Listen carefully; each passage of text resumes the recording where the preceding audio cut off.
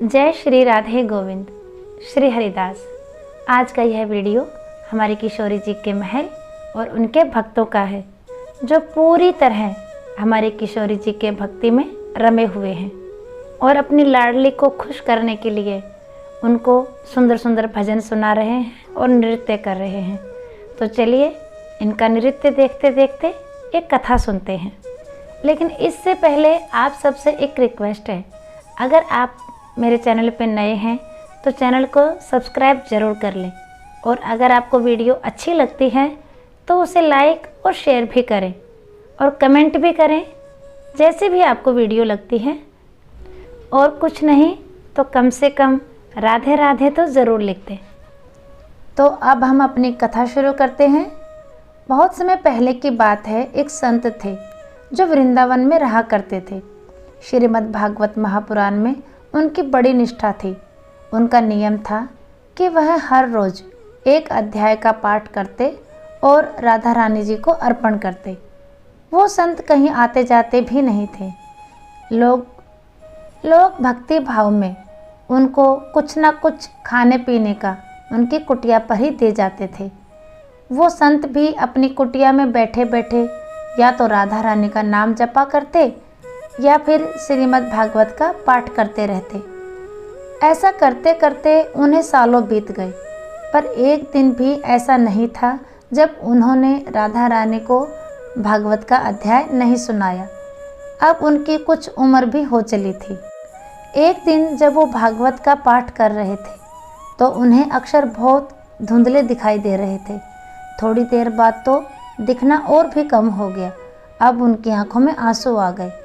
उनके ये आंसू इसलिए नहीं थे कि आंखें जा रही थी, बल्कि इसलिए थे कि अब पाठ कैसे करेंगे।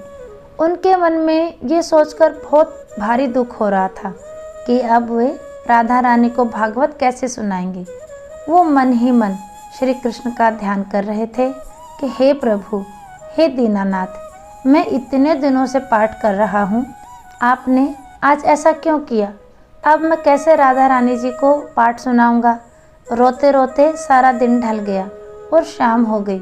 उस दिन उन्होंने कुछ खाया पिया भी नहीं, क्योंकि उनका नियम था कि वो श्रीमद् भागवत का पाठ राधा रानी को सुनाकर और उन्हें अर्पित कर कर ही खाना खाया करते थे। तभी उनके दरवाजे पर एक दस्तक हुई। वैसे ही उन्हें धुंधला दिख रहा था।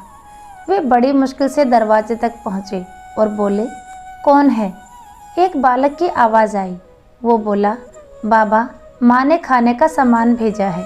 वो संत बोला, खाना नहीं चाहिए, जब तक नियम पूरा नहीं होगा खाना नहीं खाऊंगा। वो बालक बोला, कौन सा नियम बाबा। अब जैसे उस संत को अपना दुख बांटने वाला कोई मिल गया हो। वो बोले, मैं रोज़ राधा प्यारी को भागवत का पाठ सुनाता हूँ और फिर ही कुछ खाता हूँ, पर आज मेरी आंखें चली गई हैं। यह कहकर वो रोने लगे। बालक उन्हें रोता देखकर बोला, अच्छा, आंखें चली गई हैं इसलिए आप दुखी हो।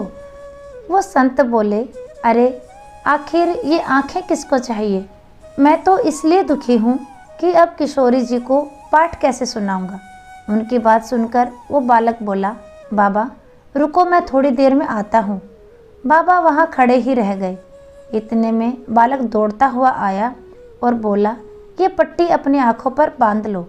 और हाथ में वो पट्टी पकड़ाकर वो लड़का भाग गया। बाबा अपने दुखी मन से अंदर आकर ज़मीन पर लेट गया।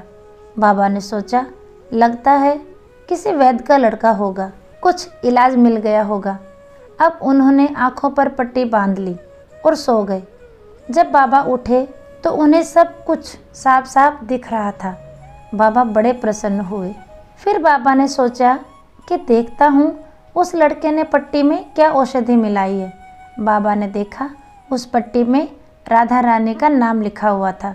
यह देखकर बाबा फूट फूट कर रोने लगे और कहने लगे, आपके नाम की भी कितनी महिमा है। बाबा बोले, मुझसे श्लोक सुनने में आपको कितना आनंद आता है। बाबा बहुत खुश थे। पूरे उत्सव के साथ वो जल्दी से उठे और स्नान आदि कर पाठ करने बैठ गए। आज उनकी आवाज़ में एक अलग ही खनक थी। और होती भी क्यों ना, क्योंकि स्वयं किशोरी जी और बांके बिहारी जी की उन पर असीम कृपा थी। प्रेम से बोलो राधा रानी की जय, श्यामा प्यारी की जय। सभी प्रेम से बोलो राधा रानी की जय, श्यामा प्यारी की जय। हमारी राधा रानी की कृपा किस किस पर है बताइएगा ज़रूर।